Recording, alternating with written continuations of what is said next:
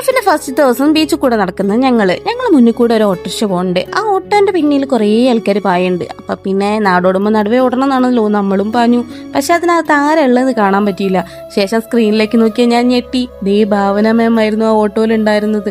അണക്ക് കുറച്ചും കൂടെ വേഗത്തിൽ ഓടേനെ ഞാൻ ഇന്നെ തന്നെ ചീത്ത പറഞ്ഞെങ്കിലും പിന്നെ സാരമില്ല.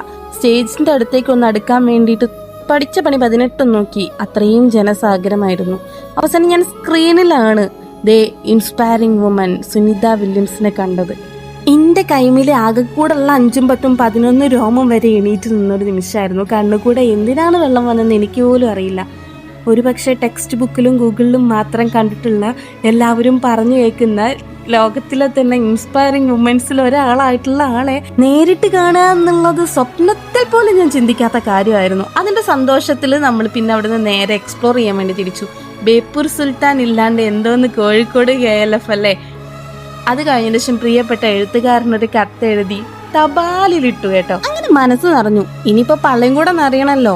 ലോ ബഡ്ജറ്റ് ആയതുകൊണ്ട് തന്നെ നമ്മളൊരു കട്ടൻ ചായയും കാടമുട്ടയും കഴിക്കാമെന്നുള്ള പ്ലാനോട് കൂടി മുന്നോട്ട് നടന്നു.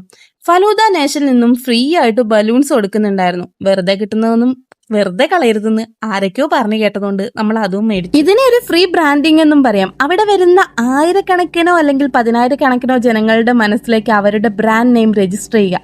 അടിപൊളിയാണല്ലേ. ഒരു സ്റ്റാർട്ടപ്പ് തുടങ്ങിയ എനിക്ക് എന്തുകൊണ്ട് ഈ ചിന്ത വന്നില്ല എന്നുള്ള വിഷമത്തിൽ കട്ടൻ ചായയും കുടിച്ച് നമ്മൾ അവിടുന്ന് തിരിച്ചു പോന്നു.